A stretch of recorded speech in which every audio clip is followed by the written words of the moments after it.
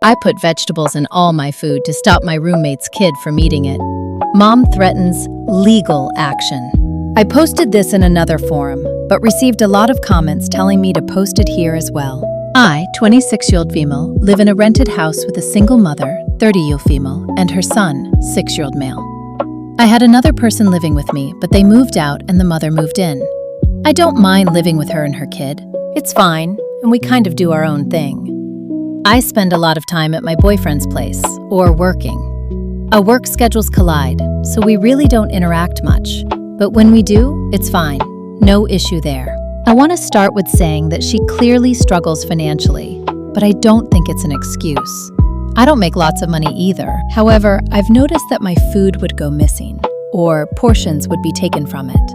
I assumed it was her kid, so I asked her if she'd stop him from eating my food. I was calm about it, and she just said she would. It didn't really upset me when it first started. It started getting annoying when I'd get home from work and expect to have a meal's worth of leftovers in the fridge, only to see it picked through or just gone. I kept bringing it up, and she started getting annoyed with me bringing it up. Just from observing them, I realized that neither of them ever eat vegetables. And judging by the food that would get picked through and the food that would be untouched, anything with green in it was avoided. Orange chicken would be gone, but chicken and broccoli would be untouched. So I started putting vegetables in everything. I find vegetables to be delicious, and anything green or not a potato does not get eaten. So I could mix some bell peppers into the food and it would be fine. I make a big portion of vegetables pretty frequently anyway, so I just started putting it in everything I eat. If I had leftover mashed potatoes, I'd pour green beans in and mix it up. If I had leftover cheesy bacon fries, I'd pour broccoli all over it and mix it in. Usually my homemade stuff has vegetables in it, but I started making sure everything did.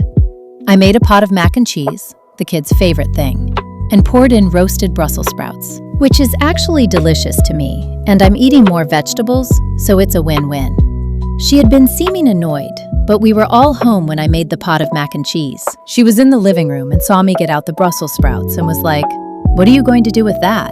And I poured them in. She said I was being greedy and annoying. I just said I like Brussels sprouts and that was it. She said we need food, and I told her to go get some. Or stop buying only pre-packaged things and your money will go further. I think she sees this as some big act of revenge, but I just simply want to be able to eat my food. Also want to add that the sharing is not the issue. It's expecting to have food there and it's not. So often I'd be working a long day and get home expecting to have a meal's worth of food and it all be gone. Or I wake up in a rush and had my food ready to eat in the morning only to find it gone. So now I have to skip breakfast. If she would simply text sometimes, "Hey, is it okay if we eat food item?" I would know and know to make other plans. I would stop for food or know I have to whip something up when I get home. Also, I think eating the last of someone else's food is crazy and rude. If someone makes a big pot of something and you ask for a serving, sure. But if someone made something and there is one serving left and you eat it without permission, that is evil as hell. Update. So I have been steadfast with putting vegetables in everything. I've put vegetables in things I've never even thought of. This is carried on, and the mom calls me a jerk, but will not verbalize that she is eating my food. She just sees me making a lasagna and adding celery and bell peppers in the layers of fumes off to the side. The only thing I can't add vegetables to is snacks like chips or if I bake brownies or cookies. However, this is easily remedied by putting baked goods in a Tupperware and keeping them in my room. Same with chips. As I have previously stated, the sharing is not the issue. Recently, the kid knocked on my door and asked if he would have a bag of microwave popcorn. I said yes and gave him one. All of this would be way less annoying if she'd just text, "Hey, can I have some of this?" and waited for my response before just helping herself. I do feel for the mom because she clearly struggles with cooking and trying new foods. She is older than me and winces at the thought of biting into anything green. And it is spreading to her kid, but it's no excuse. A few days ago, I was making taco meat out of ground beef, and like usual, she was looking without looking. She was off to the side, watching my every move, but trying her to look normal. I made a dish the day before that involved sautéed mushrooms and cut up peppers. So when the meat was almost ready, I opened the fridge and she freaked when she saw me holding the mushrooms. She said, "Hates mushrooms." And I just poured them in the pan and mixed, along with the cut-up peppers. This caused her to react in a way I'd never seen from her before. She was yelling and stomping around the kitchen, while the kid just watched. Felt bad for the kid to have to see his mom like that. People were worried about her tampering with my food. I don't think she's the kind to do that. But if she did, I would report that right away. She was flipping out, but she didn't snatch my food or knock anything over. She was opening and slamming cabinets, and it was all very silly. Then she started going off about how she is going to get the authorities involved. I just told her sure, and that she needs to relax. She seemed genuinely upset and stressed, and I told her that I understand being a single mom is hard, but she needs to use her government assistance more responsibly. She'll come home with cold mac and cheese, sushi, and chicken from the grocery store prepared foods, and blow all if it on that. I suggested food pantries and buying ingredients that last a while, like potatoes. She said I was being condescending, and I always have food to eat. This is to address the just make a portion of your food and set it aside for her and the kid. I do not make enough money to regularly feed 2 other people. If every now and then she asked for some of my leftovers, sure, but this is a consistent thing that was happening. It's not simple as giving her leftovers that I won't eat anyway. If I make a pot of something, I expect I live off of that for the next few days. If it is eaten, then my money is messed up, and I have to go shopping again and budget for more food. Wastes my time and money.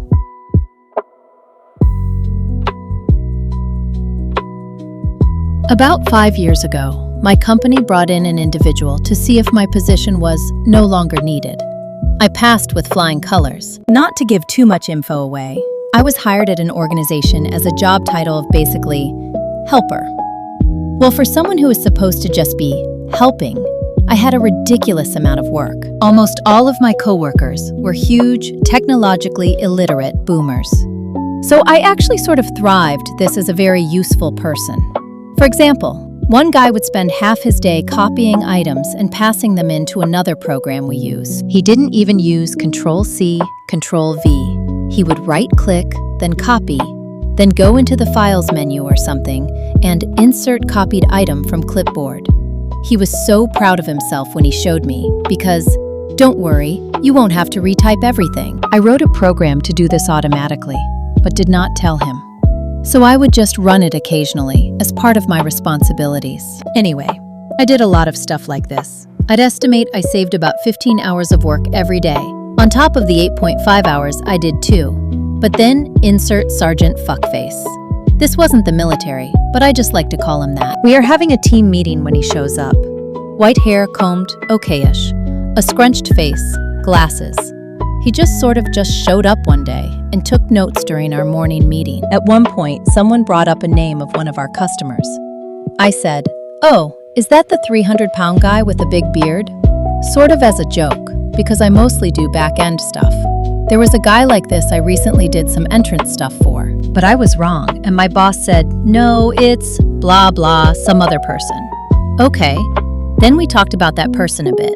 Fast forward about a week, and this Sergeant FF is a complete fucking douchebag to me. I don't know why. He will ignore me during group conversations, and literally sometimes scoff at me. Who actually scoffs at people? I was having a really rough week, looking for some extremely important files. People were yelling all day. I was exasperated. Too much to do. I was having anxiety attacks at home in the middle of the night. But it was Friday, so I was pulling through. As I looked for this file, I ended up deep on our file structure, and the search returned a personal folder structure within one of the drives. I clicked out of curiosity, and there it was, Sergeant F's notes. I opened it, and there was a whole section about me. This guy basically goes from location to location, getting people fired to save the CEO's money, and he was working on me now. I scrolled through his notes, and at the very top I saw, Frosty thought a 4'10", 24-year-old female patient was a 300-pound bearded man. Clearly, atrocious attention to detail. That's just one example of how completely fucked up his comments were. So, in combination with my job, which I generally liked and enjoyed helping people.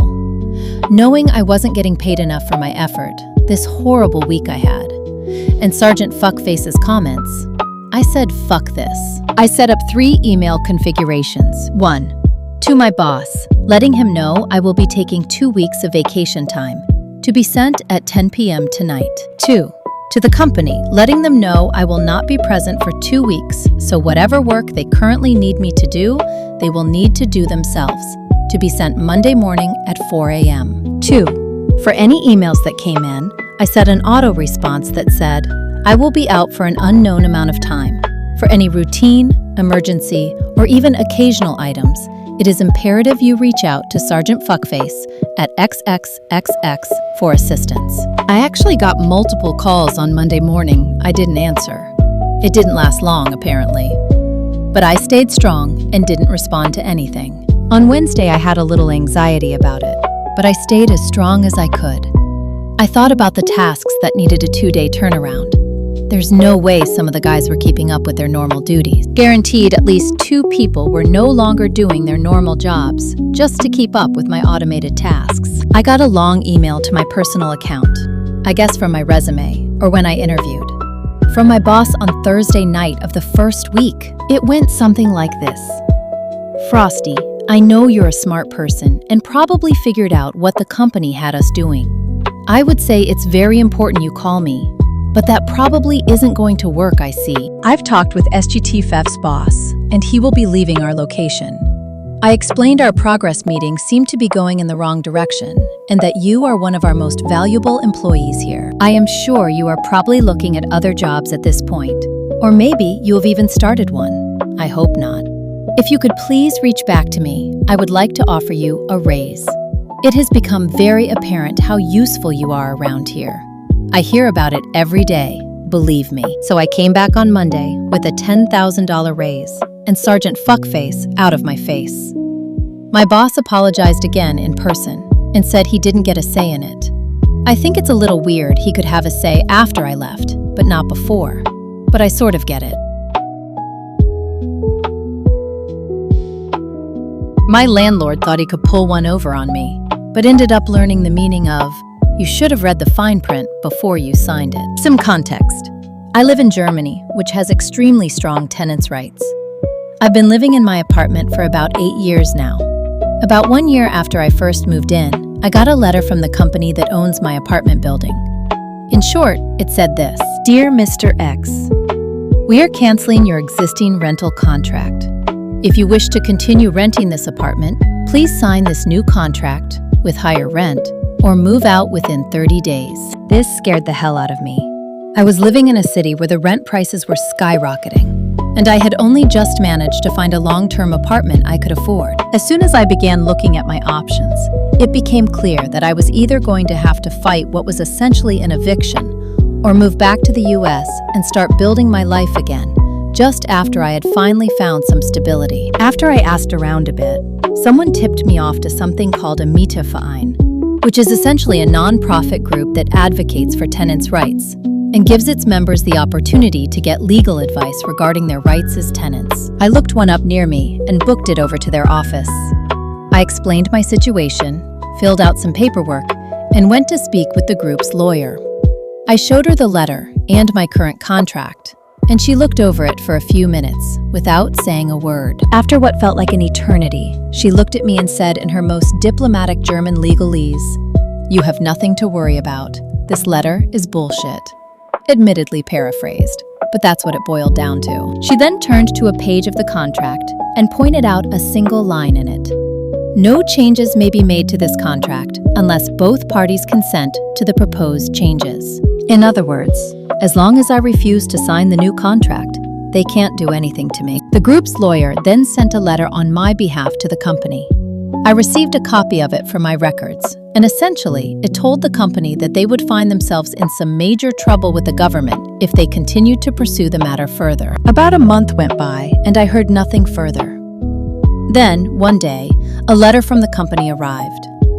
The company basically admitted defeat and tried to cover its tail by saying that the letter was sent in error by an employee who is no longer with the company. For the next 7 years, it became an annual ritual. Company sends ominous letter telling me I'm getting kicked out. I forward the letter to the Mieteverein, and the Mieterverein's lawyer sends them a letter telling them to stick the letter where the sun don't shine. And then, after attempt number 8, the lawyer sent them another letter telling them to cut the crap and stop sending these letters every year. I haven't heard from them since.